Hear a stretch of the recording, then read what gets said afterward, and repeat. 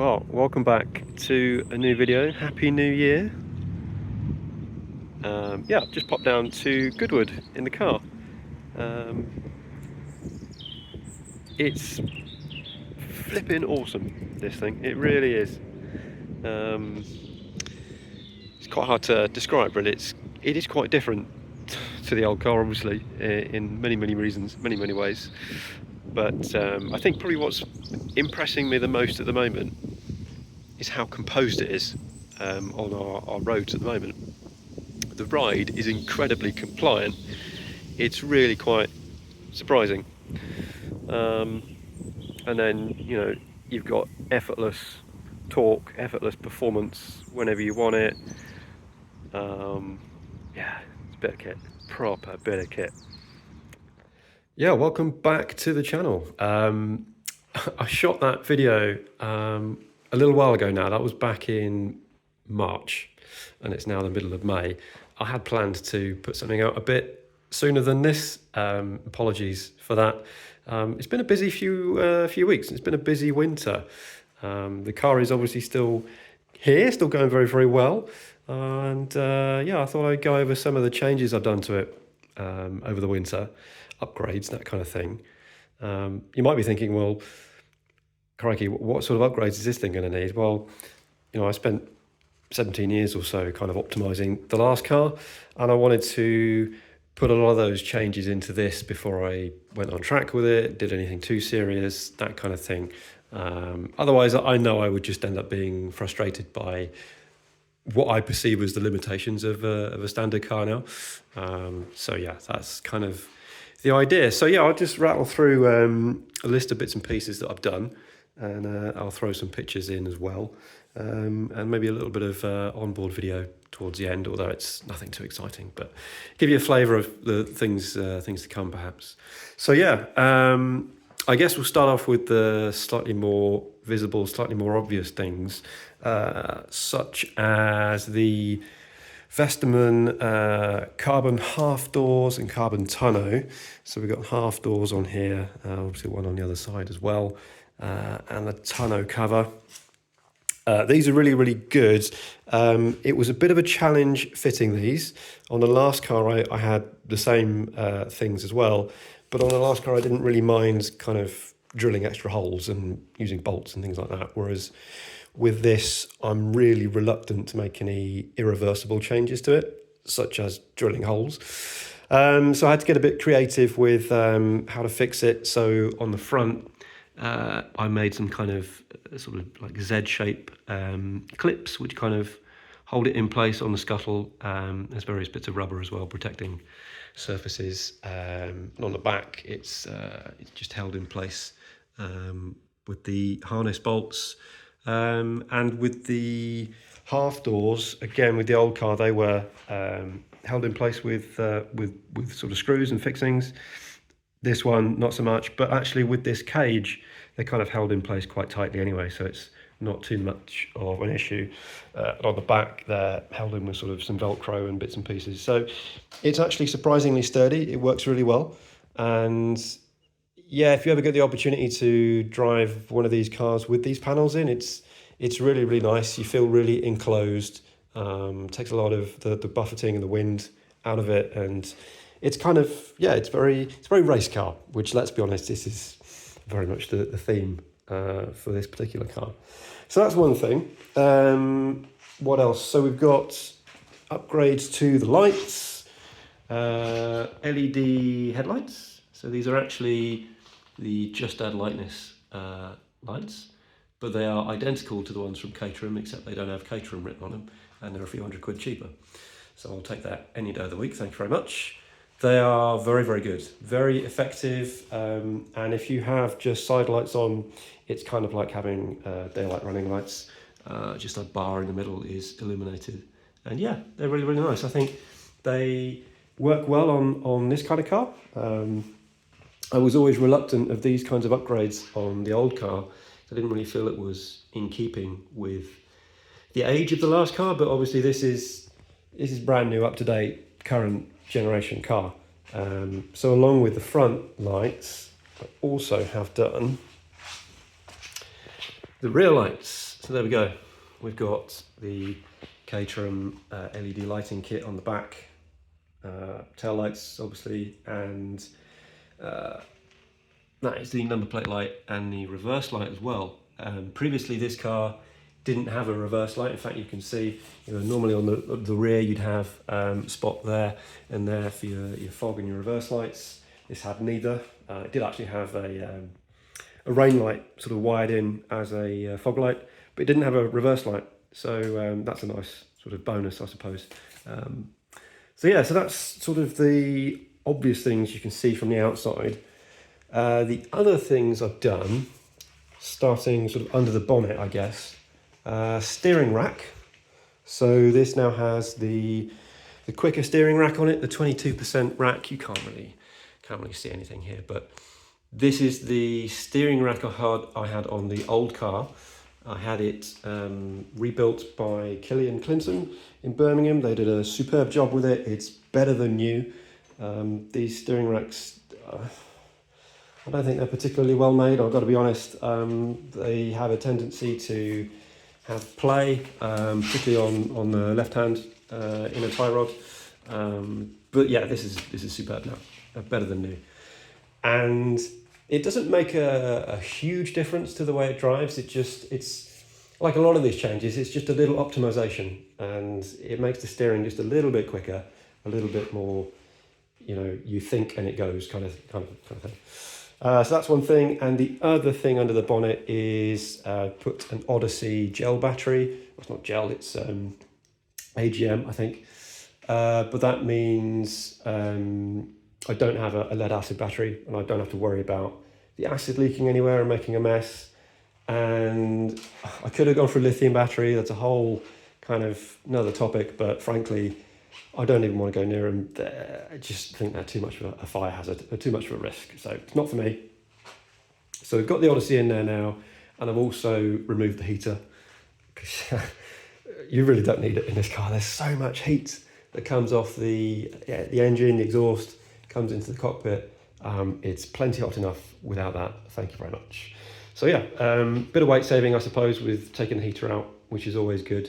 The Odyssey battery is about the same weight as a normal battery, to be honest. So it's fine. As I said, the benefit with that mainly is that it's quite compact and it's not going to leak.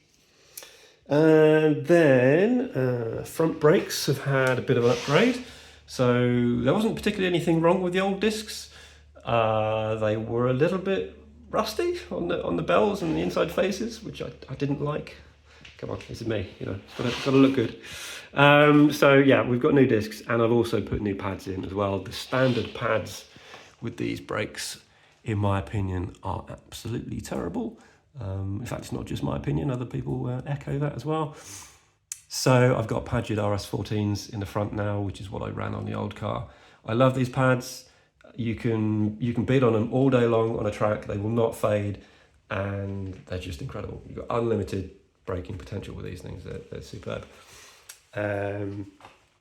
What else? Oh, brakes still. So I have done the upgrade for the rear brakes as well. So this is now the full kind of 420 race brake upgrade for the back, comprising of the 2-piston AP calipers, vented discs, and various other accoutrements to support that. These calipers they're pretty similar to what you get on the front of a Caterham now as standard, but obviously slightly bigger for the vented discs. But again, this is all about optimizing the car and making it so that I can go on a track day, I can beat on this thing all day long, and it will not fade, it will not complain. Again, with these calipers, you've got so much braking potential with the car. It's really, really good. I did start off with the Mintex 1802 pad, but I found that I needed the brake bias set to kind of have it all the way open, basically, for the rears, and that would have left me with nowhere to go on a wet track. You kind of need more rear bias on a wet track. So I've changed to the 1805s now. I think that's going to be better. I think, not 100% sure yet. I've literally just bedded them in, and that's it so far. So we'll see. I've got options there at least. But yeah, that's another thing. So inside the car, there is a brake bias lever there, and that allows me to restrict the amount of effort going to the rear brakes, which is quite important, particularly with these calipers, because in the dry you'd be locking the rears very, very quickly. So yeah, thank you to DPR for fitting the bias lever for me, and also DPR sorted me out with the handbrake solution as well. This is similar to something I had on the old car, again because I ran these calipers on the old car too, but this is a much better handbrake solution. I don't know how well I can show that here, but yeah, these are high spec spot calipers, but they're actually, they slide on sliders, which makes them way more efficient than the ones I was using before, which were totally fixed in place. These are really easy to set up as well, and it works very nicely. I'm really happy with that. And of course, it means the car is fully road legal, fully MOT compliant, all of that kind of boring but important stuff. And to be fair, having a handbrake is actually pretty useful a lot of times. So yeah, that's the brakes. Again, thank you to DPR for helping out with those bits and pieces.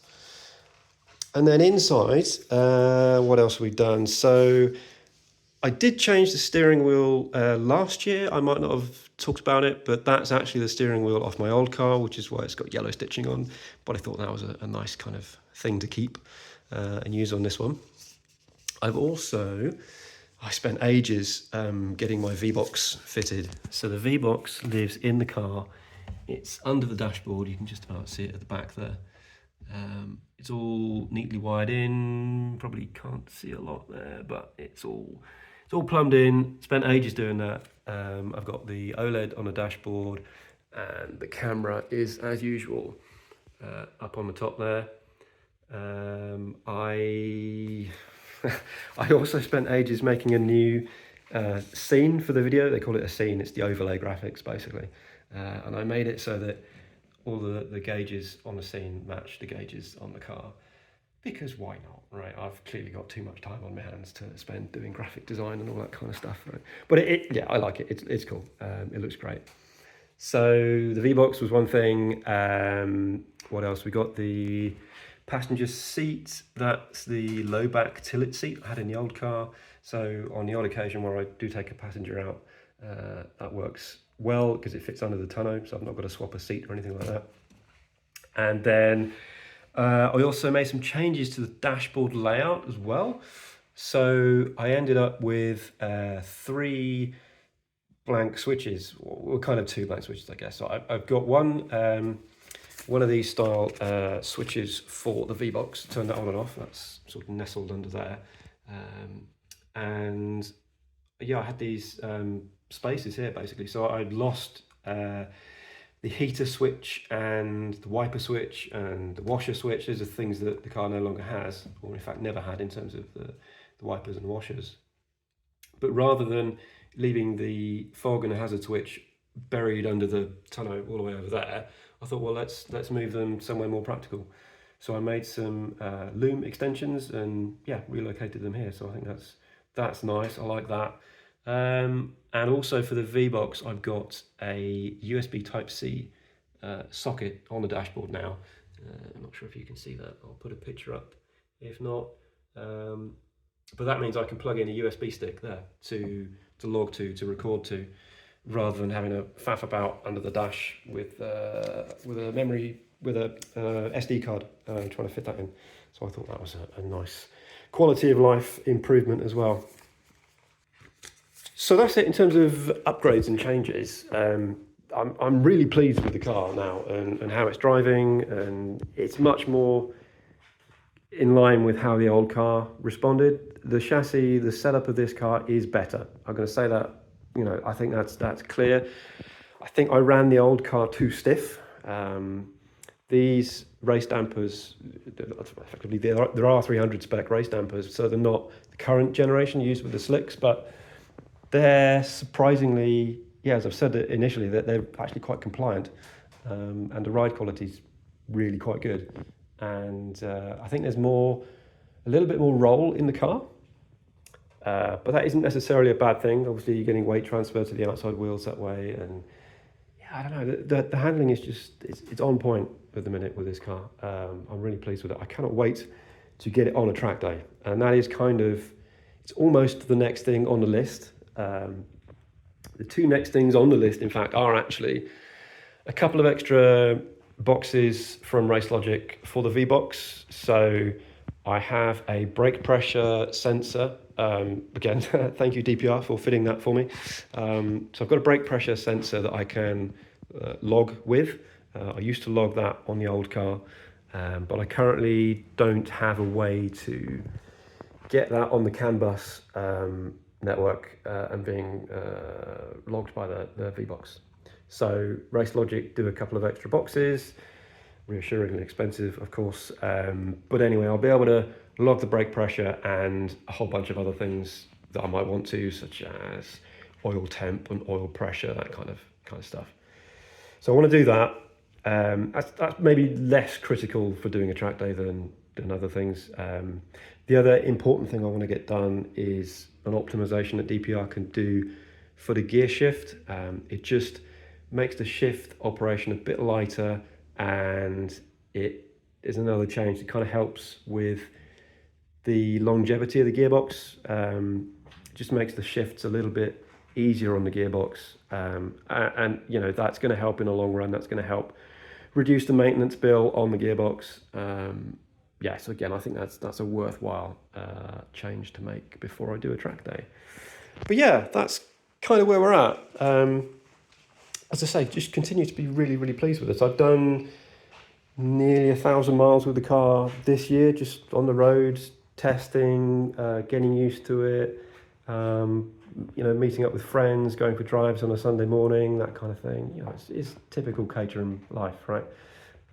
It's so much fun. But yeah, the next thing, and in fact, hopefully the next video will be track day, because you know, that's what it's here for. That's what it's all about. I've got extra wheels and tires now. I've got a set of slicks. I've got a set of wets, so they will go in the trailer with me. And yeah, no excuses. I'm very excited about trying slicks for the first time. Never driven on slicks. Everybody tells me it's a complete game changer. There's so much more grip. It's unthinkable. So yeah, looking forward to that. It's going to be probably quite scary to start with. So I'm going to try and go to a track that has plenty of space to make mistakes, and yeah, see how we get on. So that's it, I think. Thank you very much for watching and listening to my ramblings on the car. But yeah, I hope you enjoyed that. Stay tuned for the next one. As I say, should be a track day, hopefully in the next few months, as life allows, really. But yeah, thanks for watching. Take care. See you next time. But wait, there's more. I totally forgot to say, massive thank you again to DPR.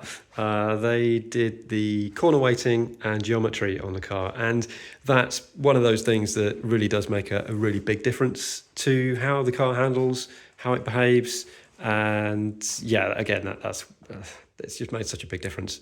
If you've never had your Caterham corner weighted professionally, go and get it done. It's one of those things, it's hard to describe, but it knocks all the rough edges off the way the car handles and behaves.